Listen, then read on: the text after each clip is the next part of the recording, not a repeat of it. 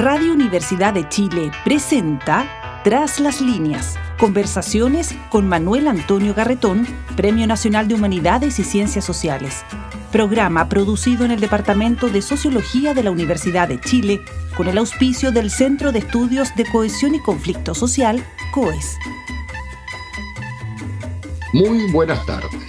Bienvenidos y bienvenidas a Tras las Líneas, el programa semanal del Departamento de Sociología de la Universidad de Chile, auspiciado por el Centro de Estudios de Conflicto y Cohesión Social, el COES.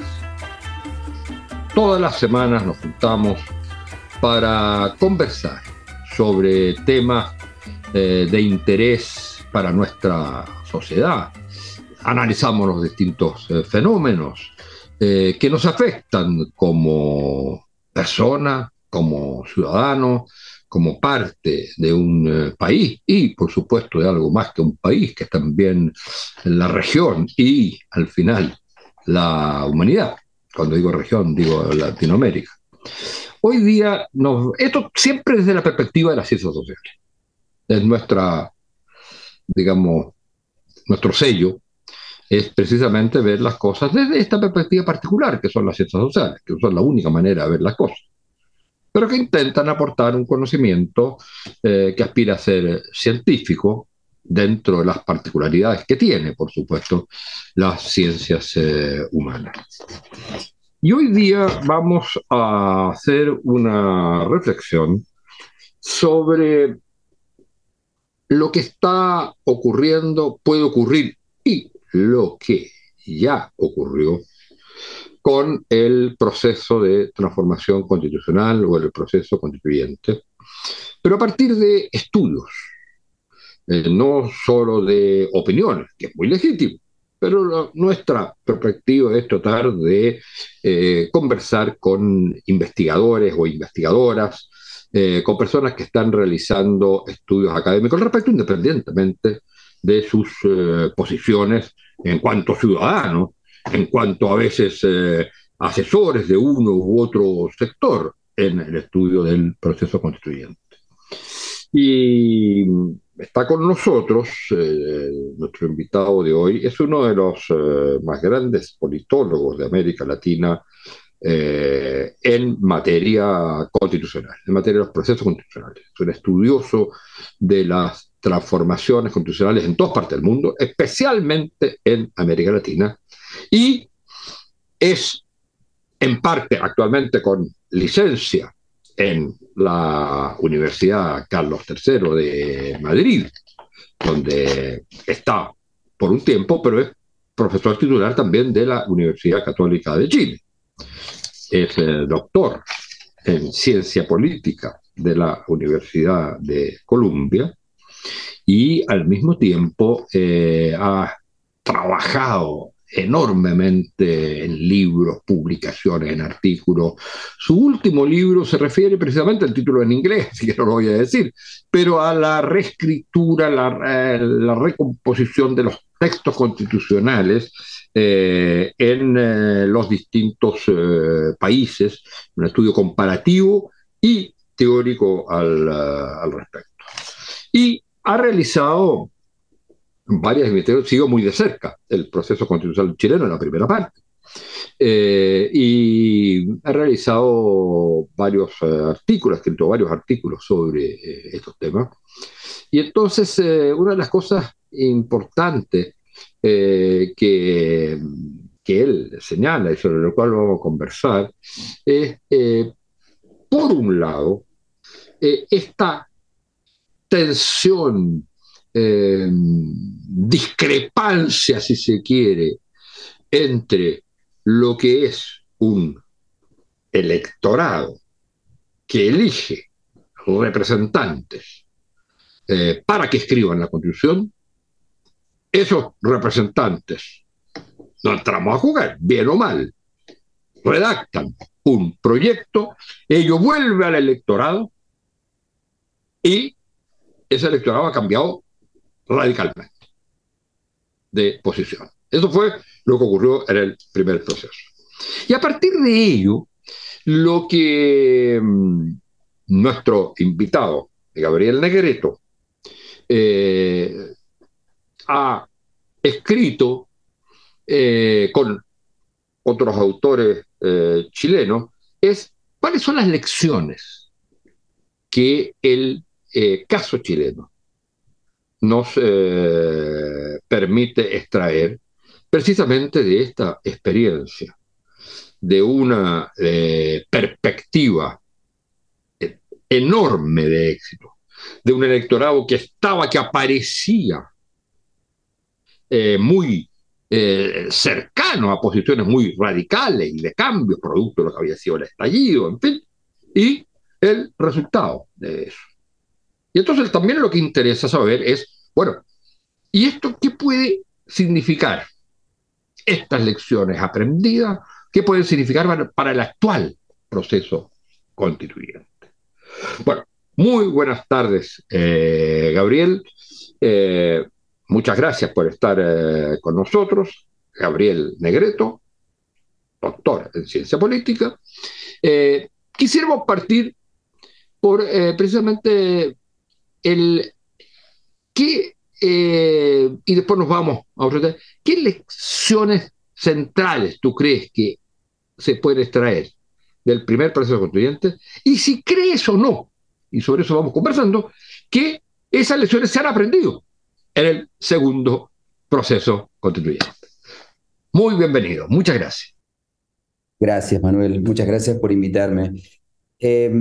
Mira, yo creo que son varias las lecciones que se han derivado del primer proceso y muchas de ellas fueron recogidas en este segundo proceso, pero algunas muy importantes no, en parte no necesariamente, perdón, por falta de voluntad, sino por incapacidad de poder corregir ciertos defectos que vienen desde el primer proceso.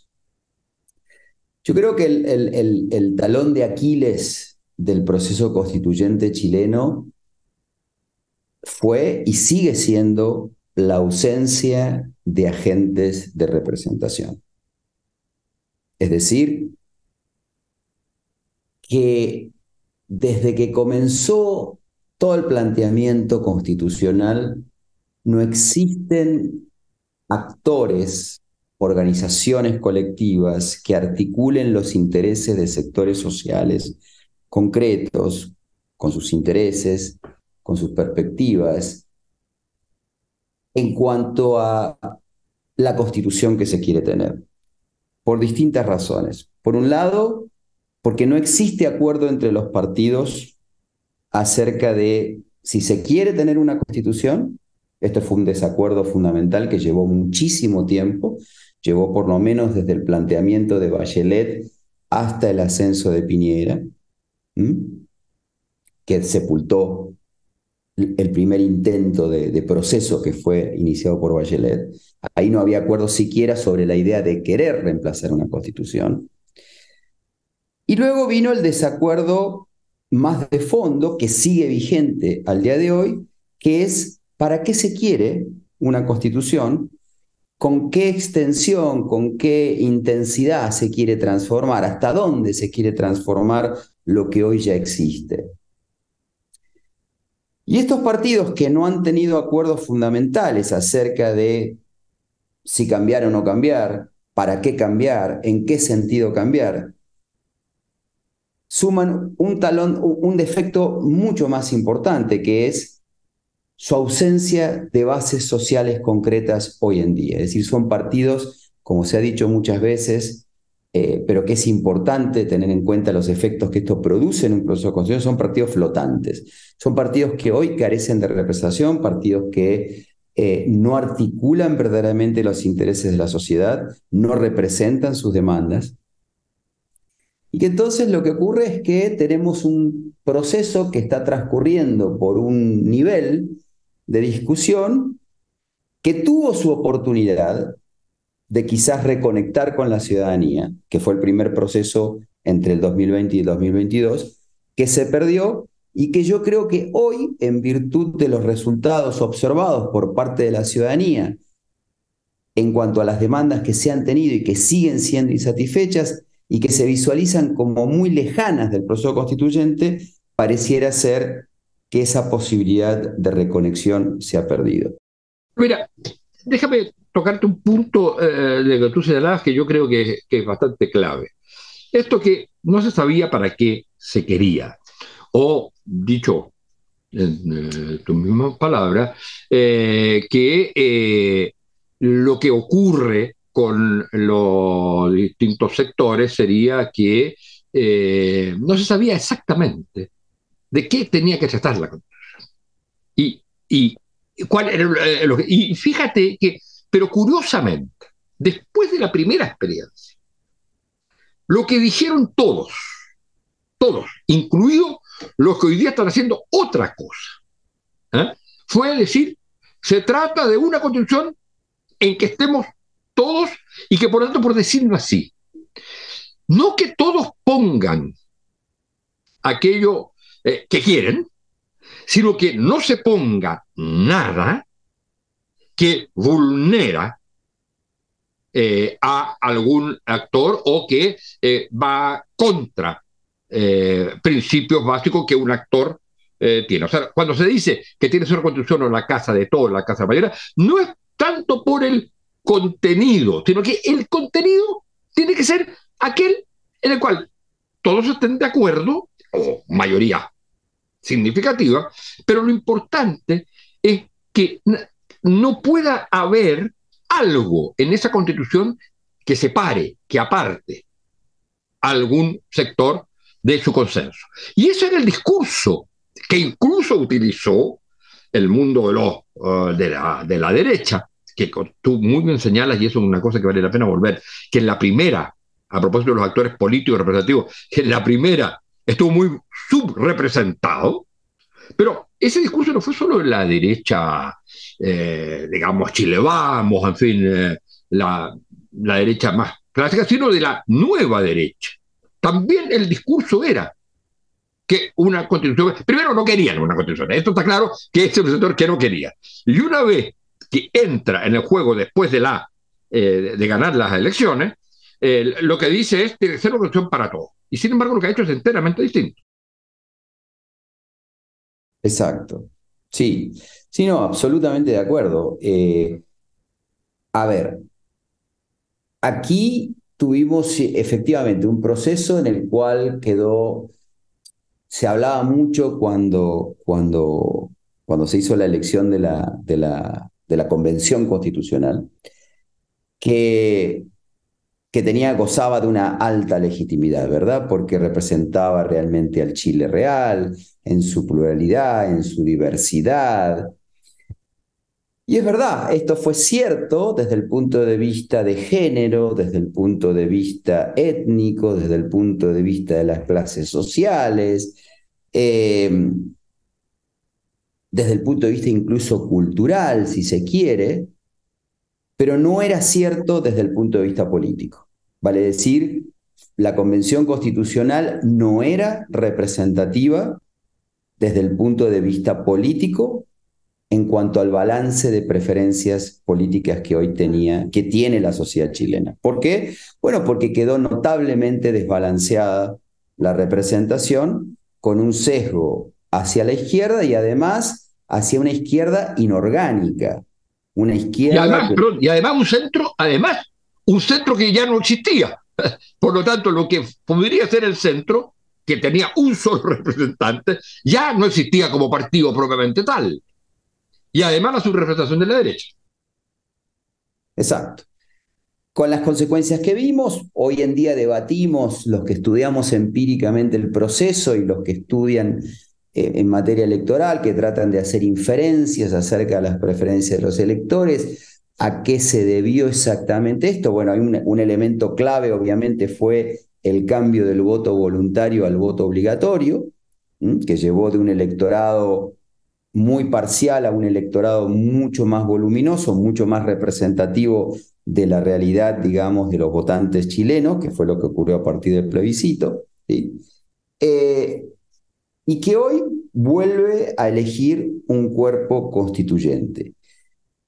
¿Dónde se volcaron las lecciones del primer proceso en el diseño del segundo proceso? Bueno, por ejemplo, en eliminar la participación de independientes. Correcto. Los independientes fueron un problema, ¿sí? En el proceso anterior.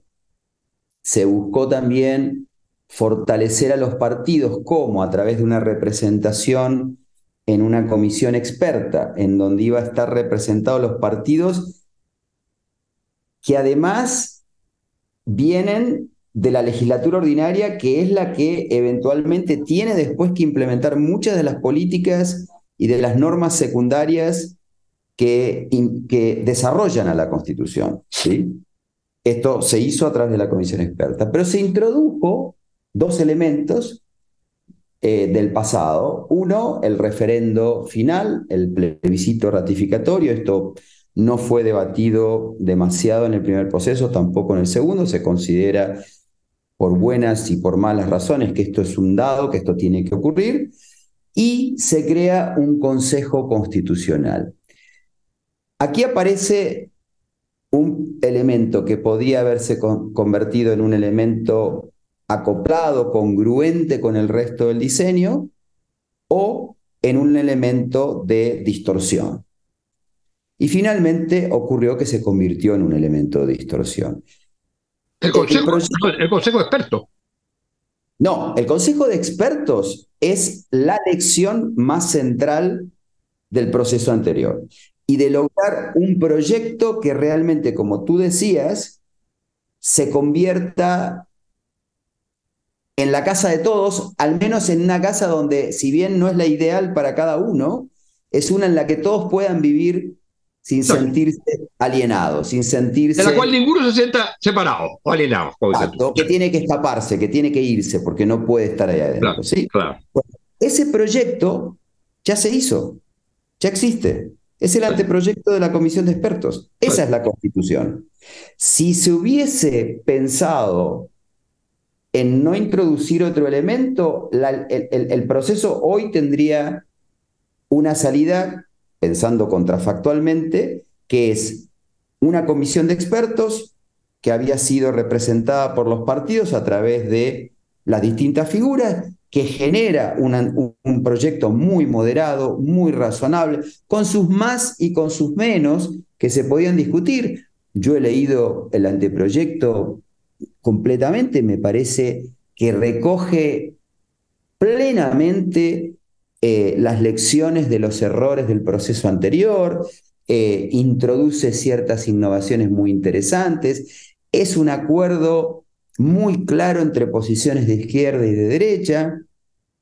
Entonces, ese proyecto que podría reunir a una amplia mayoría y que sería el acuerdo de todos, está. Y es el proyecto, es el anteproyecto de la Comisión de Expertos. ¿Qué pasa? Que para que ese proyecto pudiera haber navegado y se aprobara, tenía que existir un Consejo Constitucional que de alguna manera acompañara a esta Comisión de Expertos. Y era todo un signo de pregunta si lo iba a lograr. Bueno, como quedó la configuración del Consejo Constitucional, con esta sobrerepresentación que tuvo la ultraderecha, con la subrepresentación que ahora tiene la izquierda, generó un nuevo elemento de distorsión.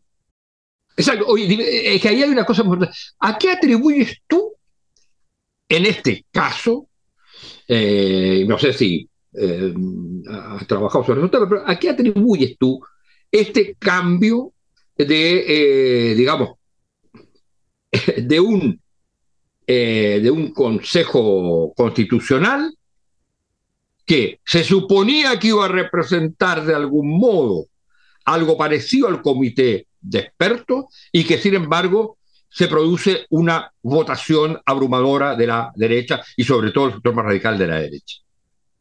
Bueno, mira, es lo que te digo, que todavía, y yo creo que esto va a dar mucha tela para cortar de aquí en adelante, y Max aún todavía si es que llega a fracasar este proceso, porque en diciembre, porque creo que se van a escribir más libros y artículos sobre el proceso constituyente chileno que sobre ningún otro proceso constituyente reciente, porque va a ser un fenómeno único en el mundo, ¿no? Es único en el mundo que se rechazara 2 veces, ¿no?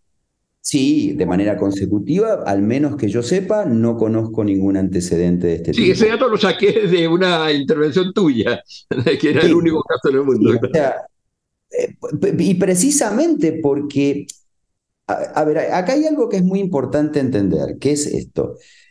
Las constituciones surgen con un reclamo desde la era revolucionaria de que son creaciones del pueblo, ¿sí? Ahora, ¿qué pasa? El pueblo, y para las propias revoluciones que proclamaron esta idea, que las constituciones emanaban del poder constituyente del pueblo y demás, el pueblo tenía una entidad fantasmagórica, el pueblo estaba tras bambalinas, el pueblo era una entidad que se invocaba, como ocurrió en Filadelfia, como ocurrió en Francia, pero donde en verdad la participación popular era mínima.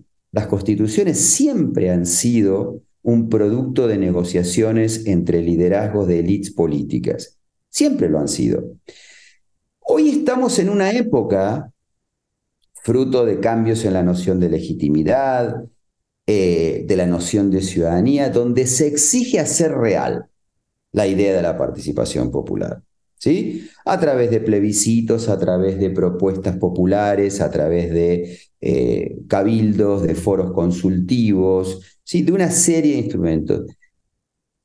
Esto no llega, sin embargo, jamás a cambiar el hecho de que las constituciones se agregan los votos, se delibera, se negocia a través de un grupo mucho más pequeño de representantes que, en relación a los ciudadanos ordinarios, son parte de una élite. No de una élite privilegiada económicamente hablando, una élite en el sentido de que tienen un poder de decisión sobredimensionado con relación al ciudadano común, y que los ciudadanos en general buscan en esa representación seguir pistas, ¿no? Si mi partido se siente satisfecho con esta constitución, si los que yo voté fueron incluidos o no. Entonces, ¿qué tanto ruido existe en el debate público acerca de lo que está pasando a nivel de la élite? Es algo que afecta mucho a las pistas que siguen los ciudadanos y mucho más en una situación donde además los partidos tienen hoy muy escasa legitimidad y representación, como es en el caso de Chile. ¿Qué quiero decir con todo esto?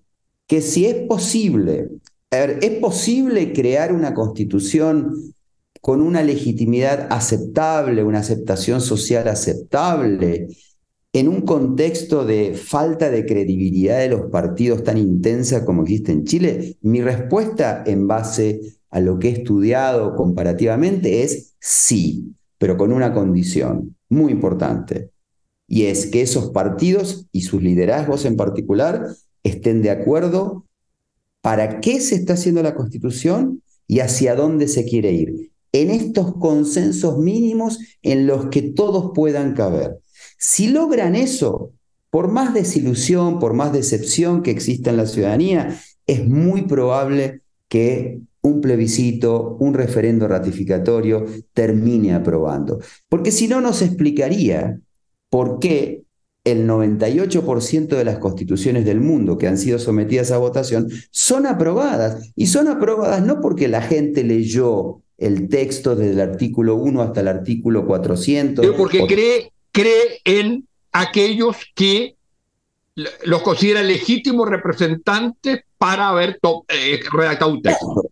Exacto. Yo apoyo, digamos, esta propuesta porque veo que en el debate público se está diciendo que esto mejora A, B, C, que han sido demandas que yo comparto, no veo voces disidentes que me alarmen, ¿sí?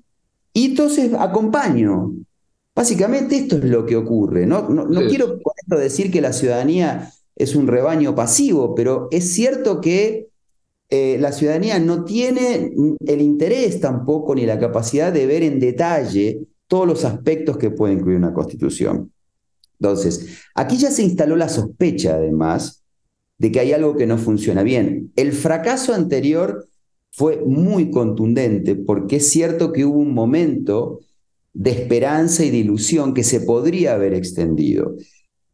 Pero los datos lo que nos dicen, y estos sí son datos empíricos duros, es que la mayor parte de la gente que no participó en el plebiscito de 2020 y que no participó en la elección de constituyentes en la Convención Constitucional de mayo de 2021, es gente que o no creía en el cambio constitucional o no creía en la clase política y que después, cuando se incorporó en el plebiscito de 2022, votó masivamente en contra. Ahí estamos hablando de los famosos 4 millones o 5 millones.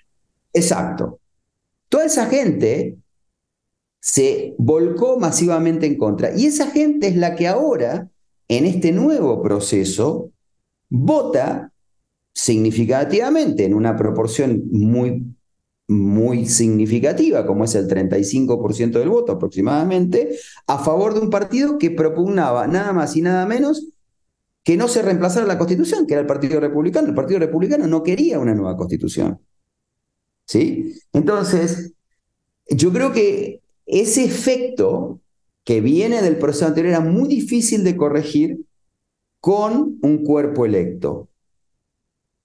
Y ahora lo que vemos es que este Consejo Constitucional, este órgano electo, que tiene esta sobrerepresentación de la derecha, busca reclamar para sí un proyecto que se identifique como propio de alguna manera. ¿Pero a costa de qué? De alienar a la izquierda, de desarticular el anteproyecto que fue hecho con consensos muy delicados, muy trabajados, en un acuerdo muy moderado, donde todas las partes cedieron, y en donde ahora los actores no saben ni siquiera para dónde correr. O sea, la propia derecha o parte de la derecha se está dando cuenta que esto puede naufragar y no le quiere dar la razón al Partido Republicano. El Partido Republicano solo tampoco va a querer ir a favor de el plebiscito, de votar a favor en el plebiscito de diciembre, si es que no se le da todo lo que quiere. Si se le da todo lo que quiere, entonces irá a favor. La izquierda pues está contra la pared, porque en su momento en el anteproyecto cedieron hasta el máximo que se supone que podían ceder. Entonces estamos en una situación realmente muy delicada. La verdad es que uno, pensando cómo se podría haber diseñado un proceso que llevara a buen puerto, básicamente hubiera sido, no digo que esto fuera irrazonable pensar en un Consejo Constitucional, pero básicamente sí, como en algún momento se discutió, que hubiera sido una comisión de expertos con representación partidaria, que se llegara a un consenso y que este proyecto se remitiera a la votación popular. Es decir, que hubiera habido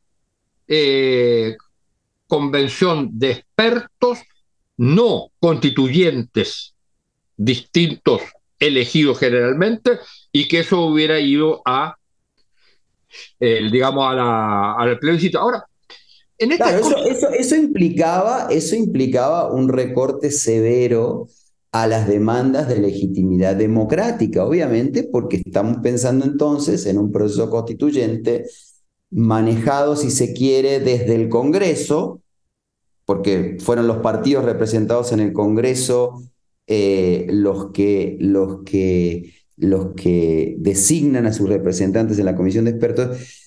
Pero acá hay algo que también tenemos que salir de la perspectiva en la cual nosotros estamos inmersos en América Latina, que es, nosotros estamos en una trampa. La abrumadora mayoría de las democracias en el mundo han cambiado la Constitución cuando lo han hecho, en las pocas situaciones en las que lo han hecho, a través de los parlamentos, no a través de asambleas constituyentes ni de convenciones. ¿Por qué? Porque es un elemento de incertidumbre enorme y de potencial conflicto. Salvo el caso de Brasil, ¿eh? El caso de Brasil fue por asamblea constituyente. No. La Constitución de Brasil del 88 es votada por el Congreso electo en 1986. Fue un Congreso Constituyente.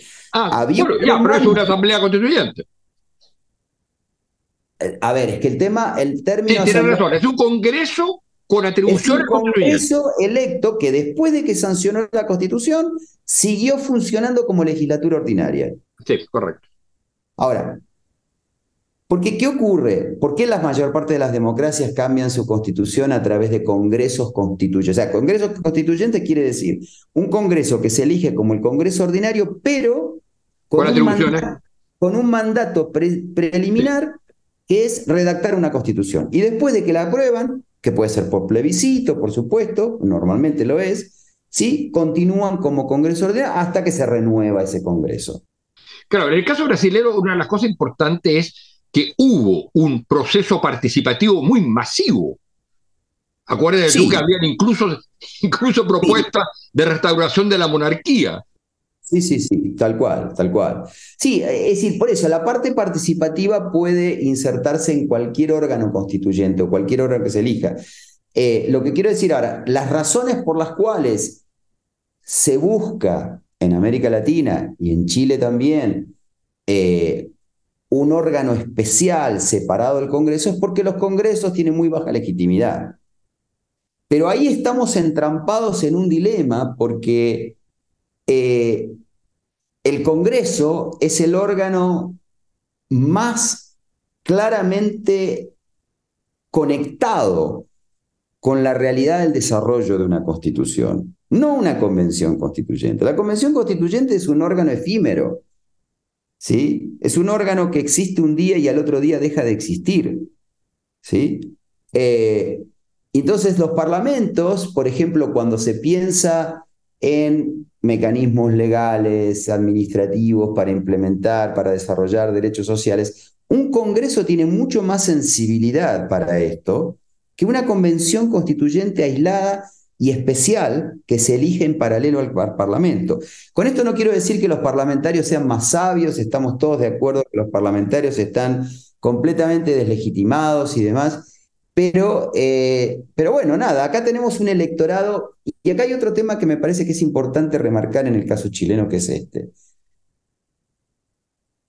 Yo creo que todos, y me incluyo, hemos explotado mucho una falsa paradoja en Chile.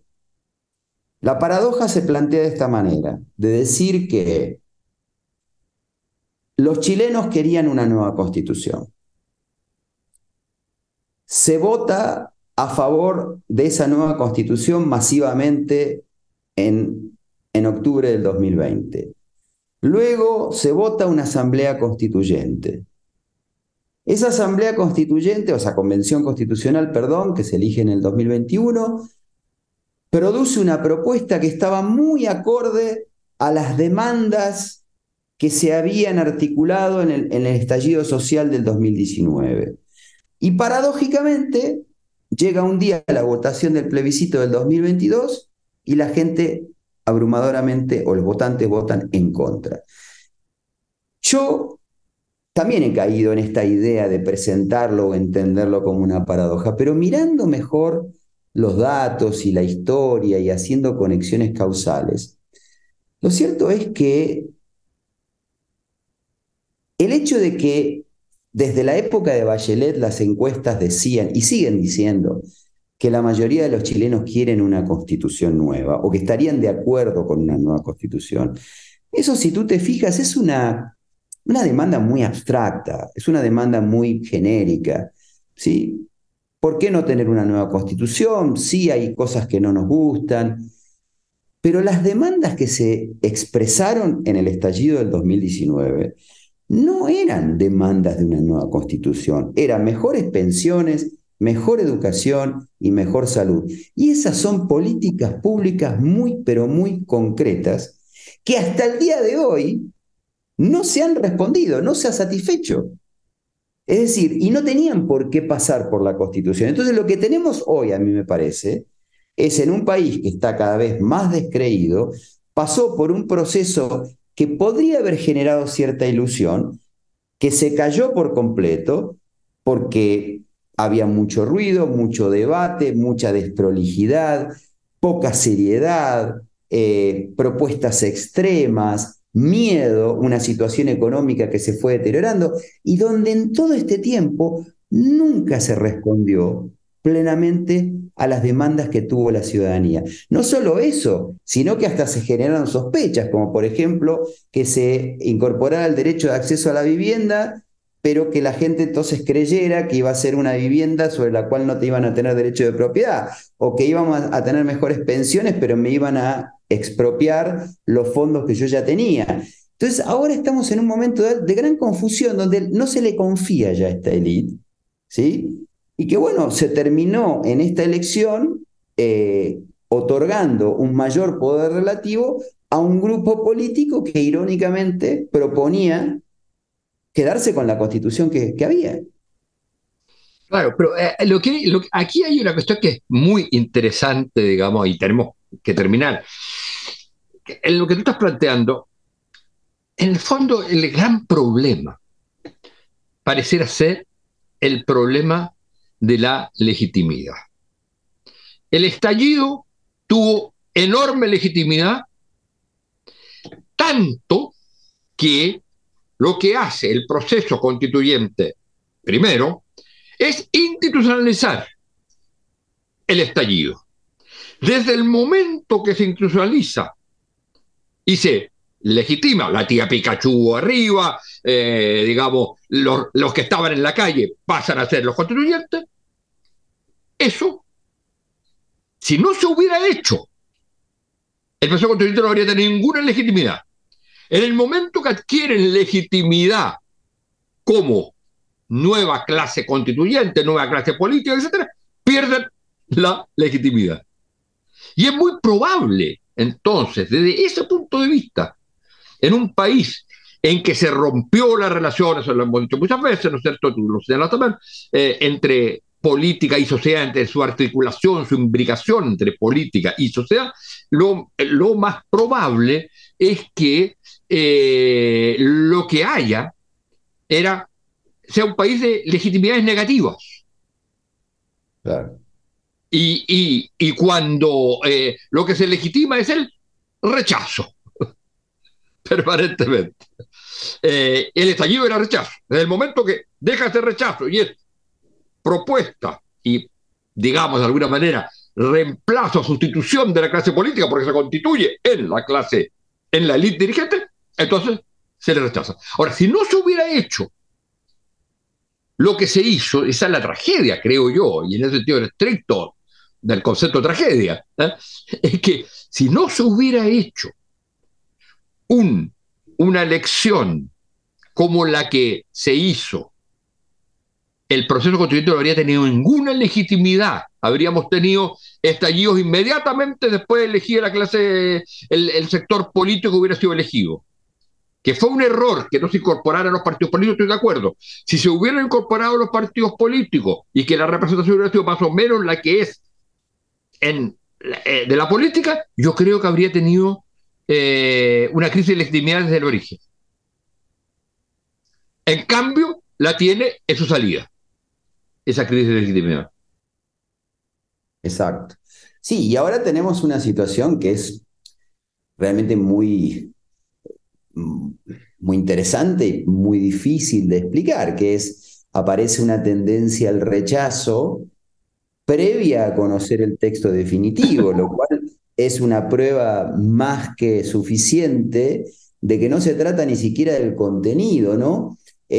Ahora, yo insisto en este punto porque hay algo en el debate público en donde se asemeja este proceso al anterior, y es que es este ruido, o sea, siempre va a haber insatisfechos, ¿sí?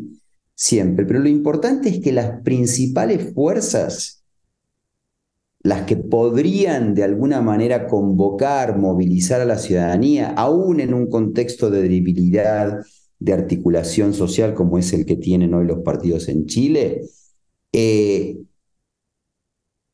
si existe eso, existe una cierta posibilidad de que se llegue a buen puerto, que se logre un texto aceptable para todos y que se apruebe. Porque, a ver, Chile no es un país excepcional, no está poblado de marcianos. El resto del mundo ha aprobado constituciones donde había controversias. Pero, por ejemplo, por poner un caso, ¿no? Cuando se sanciona la Constitución del 94 en Argentina, había habido un gran conflicto entre el Partido Radical y el Partido Justicialista, entre Menem y Alfonsín.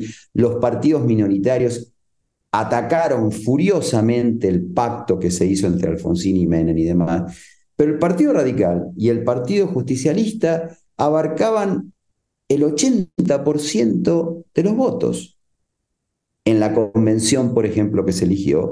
Y estos dos partidos salieron a movilizar al electorado. No hubo referendo, no hubo plebiscito, pero si lo hubiera habido, se hubiese aprobado de todas maneras, porque había un acuerdo básico, ¿sí? Y yo creo que se hubiera aprobado no porque la gente estuviera enamorada de esto, sino porque simplemente había los principales partidos, los que aglutinaban el gran porcentaje de los votos, ¿sí? Salían. Pero aquí estamos viendo que ni siquiera dentro de la propia derecha hoy hay acuerdo, ¿no? Entonces, básicamente, o sea, yo creo que si hubiera, mira, a mí se me ocurre, uno siempre se pone a pensar escenarios, cómo serían escenarios distintos de lo que son, pero la verdad es que tenemos que analizar la realidad de acuerdo a lo que es. Y lo que es hoy es que hay ruido, hay polémica, aparece también amateurismo, aparecen propuestas identitarias, aparece un debate en donde no queda claro qué es lo que se está haciendo, donde las necesidades de la gente siguen corriendo por un lado y lo que debaten los políticos por el otro. Entonces, otra vez, siento que ese acuerdo fundamental nunca existió. Fíjate tú, por ejemplo, Colombia. Colombia, cuando en el 89-90 arman el proceso constituyente, había una atomización de partidos tremenda. La participación popular era muy baja, muy baja. ¿Pero qué pasó? Nada, bueno, los principales liderazgos de los partidos, y ahí estaba el centro, la derecha y la izquierda, estaban de acuerdo de la necesidad. Uno, de tener una nueva constitución y de para qué querían la nueva constitución. La querían para reestructurar la división de poderes, hacer al Estado más fuerte, quitarle ciertas facultades al Ejecutivo, fortalecer los derechos, incorporar mecanismos de participación, en fin, disciplinar a la legislatura, eliminar elementos, focos de corrupción. Y bueno, y en eso había un acuerdo fundamental, no había grietas importantes, a pesar de que en algún momento hubo tensiones y demás, pero en los puntos centrales había acuerdo. Entonces, bajo esas premisas, es más fácil, ¿sí? Incluso con crisis de legitimidad, que un proyecto funcione. Gabriel, tenemos desgraciadamente que terminar. Muchas gracias por esta conversación, muy ilustrativa. Y un punto que yo creo que es de conclusión, pese a todo, a todas las crisis de legitimidad que existen, si no hay un consenso fundamental, básico, del conjunto de los actores políticos, estamos hablando no para una política pública, sino para una constitución, si no lo hay, eso se va a ver reflejado en, digamos, una votación masiva de gente que, aunque no le guste, no crea en la política, sin embargo, va a básicamente orientarse respecto a si hay ese acuerdo o no hay ese acuerdo. Exactamente, sí. Bueno, yo creo que podemos dejar como conclusión, sí. Muchas gracias, Gabriel. No, muchas gracias a ti, Manuel, por la invitación. Muchas gracias por la charla. Y muchas gracias a ustedes, señoras y señores auditoras y auditores, y será hasta la próxima semana. Radio Universidad de Chile presentó Tras las líneas, conversaciones con Manuel Antonio Garretón, Premio Nacional de Humanidades y Ciencias Sociales. Programa producido en el Departamento de Sociología de la Universidad de Chile con el auspicio del Centro de Estudios de Cohesión y Conflicto Social, COES.